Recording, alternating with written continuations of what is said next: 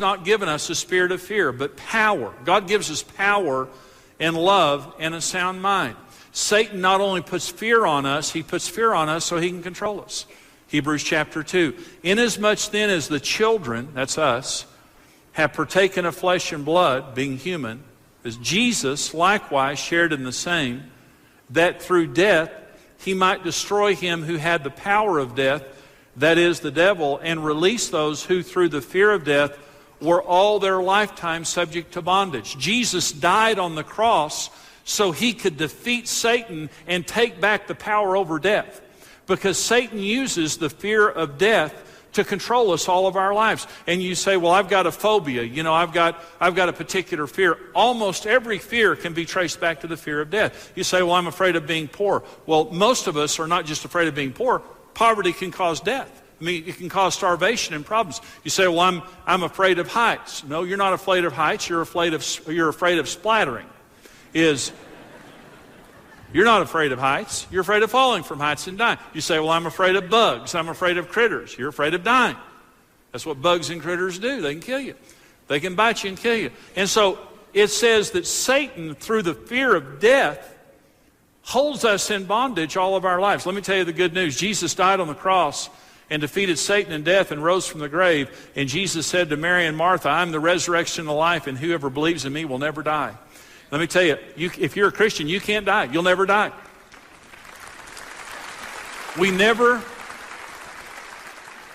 I will never experience death. And I'm not saying that my body one day won't wear out and die. I'm saying the minute my eyes close here, they open there.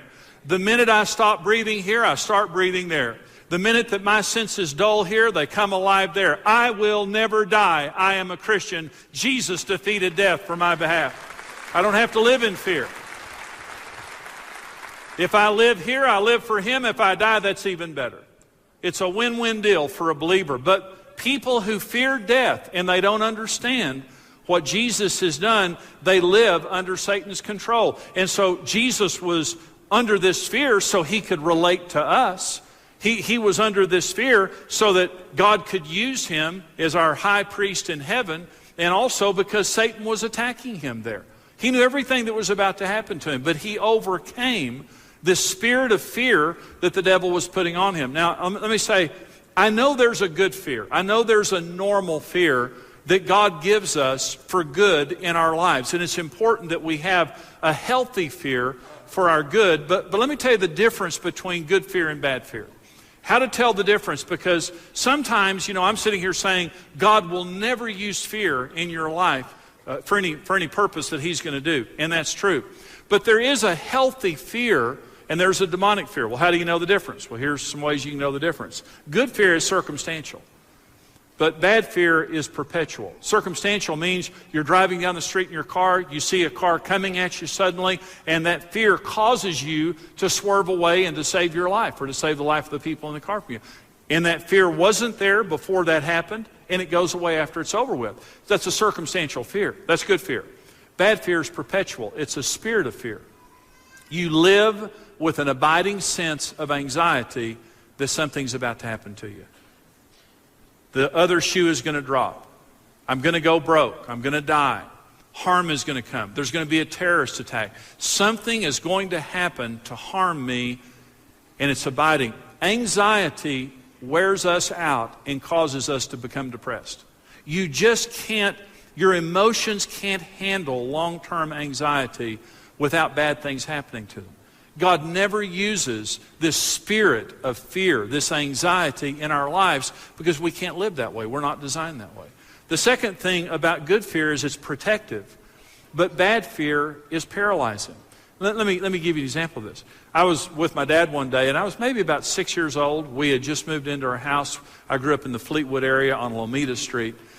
And my dad and I were walking down the street one day, and I didn't know the neighborhood well. I didn't know the neighbors or anything. But at the end of our block, 34th and Lomita, where the sign is, there's a sign right there in these people's front yard that is the street sign. And I didn't know they had a dog named Lucky, a big dog named Lucky. It was a bird dog. And Lucky sat up on the porch, and Lucky was one of those dogs that protected the front yard against demons and, intruders and all the different things, dragons and all the things that come in the front yard. So Lucky was a dog protecting the front yard. Well, I didn't know Lucky, and I didn't know the people. And so my dad and I were walking down the sidewalk, and he was actually on the sidewalk, and I was kind of walking in the yard. And we got to Lucky's yard, and all of a sudden, Lucky comes off the front porch. And out of the corner of my eye, I see Lucky coming at me. The next thing I know, I'm on top of the street sign. I'm not on the street sign. I'm on top of it.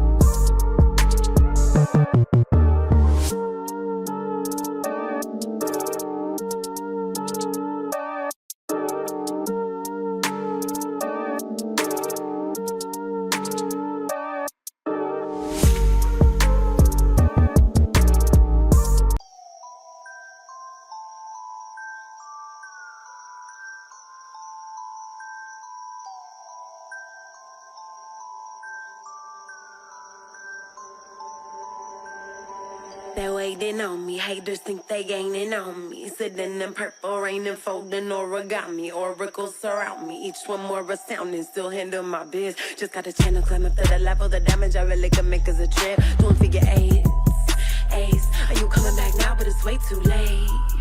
Just tryna be grateful, just tryna be great. Yeah, and one thing it taught me is this is a moment to get it. So have faith and don't hesitate. Where my bad girls at? Bad girls at? From the front to the back, front to the front, to the front, to the front, to the front. But it work right now, work right now.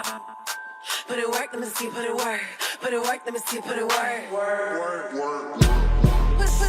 work.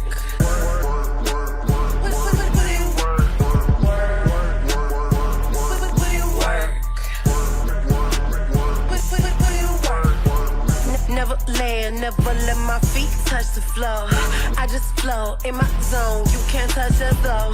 Keep it moving, UFO, I just got to go. I can't touch the floor. Take that, break that with a bit. Where it says like the names of the street, I'm above that.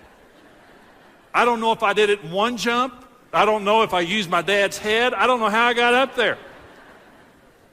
And then I was up there and my dad got between me and Lucky and got the dog away, and my dad had to help me down because I couldn't get down on my own.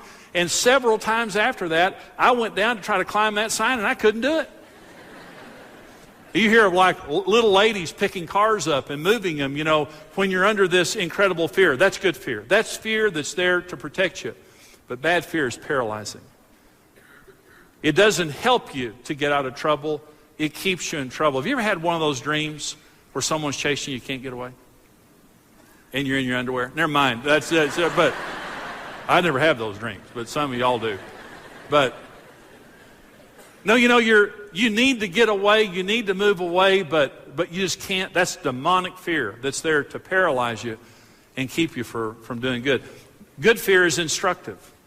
Good fear says stop, move, swerve, whatever it is. But bad fear is confusing and fatalistic. A spirit of fear is a prophet spirit.